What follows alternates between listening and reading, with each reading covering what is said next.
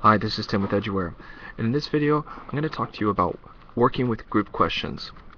I'm going to show you how to create a group question, and I'm also going to show you how to take an existing question and turn it into a group question.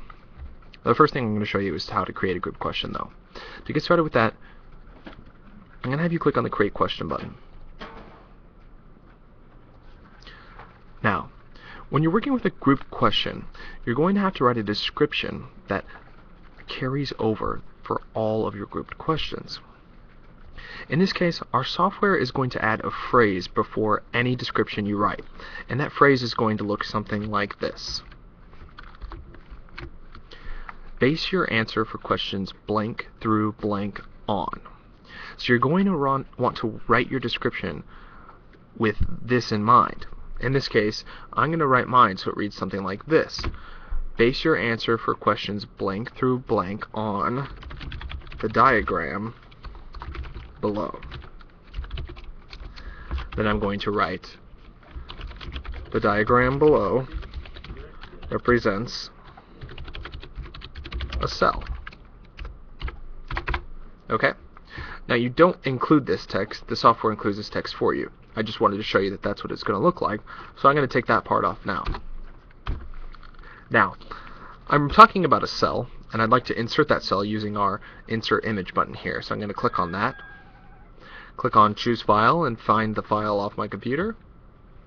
Click on Choose. The file is going to be uploaded. I'm going to drag it into my description area. Okay, so now I have the description that I'm going to use for all my group questions. Now, I want to write 4 questions, and I want each question to ask a different letter name to be defined here.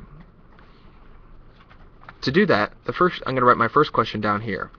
I'm going to copy in my question now, and I'm going to type in my answers now. I'm going to skip ahead. Okay, I've got my answers, and I'm going to select the correct answer. And now at this point, if you'd like, you can choose to pick out your classifications, assign thinking skills and difficulty level, but for this tutorial, I'm going to skip that for all my questions. Click on Save.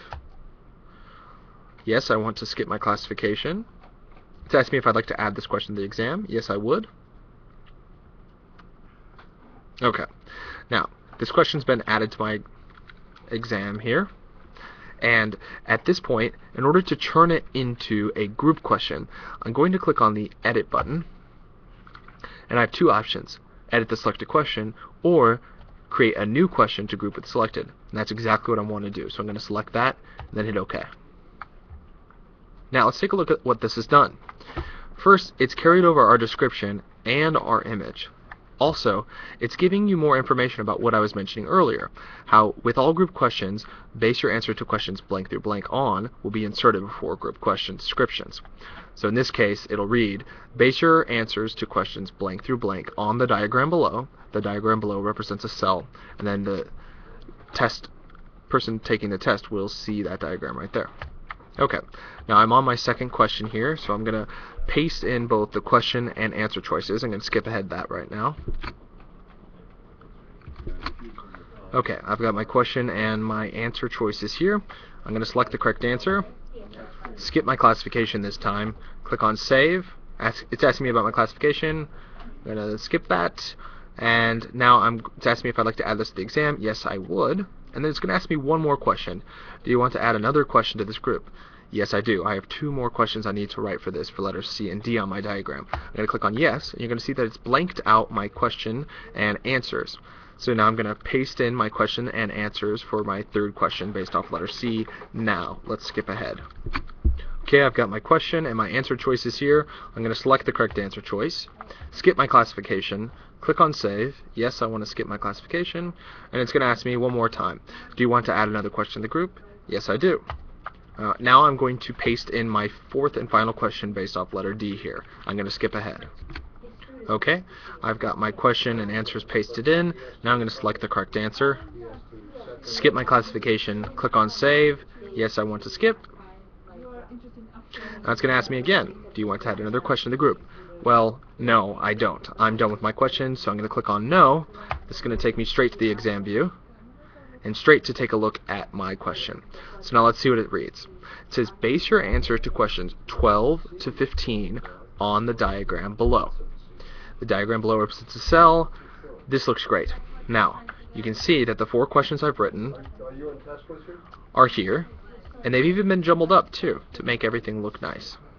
Okay, so this is exactly how you would go about creating a group question. Now, let me show you to take an existing question and show you how to turn it into a group question. To do that, I'm going to click on the Browse tab at the top. I'm going to pick a category. And let me find a question that I'd like to make a group question off of. Here we go. This is a perfect example. This is a free response question based off of this graph. Now, I could make several multiple choice questions out of this. So I like that.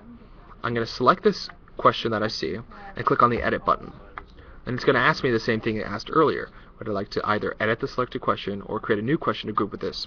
I'm going to click on Create a New Question, click OK. Now everything's going to work exactly as it has. You're going to see that the base your answers to questions blank through blank on will be inserted in the group. You'll have your diagram, you're going to write your questions, and when you're all done, you'll click Save, just as before. So, in review, this has been an overview of working with group questions. How to create a group question, and also how to take an existing question and turn it into a group question.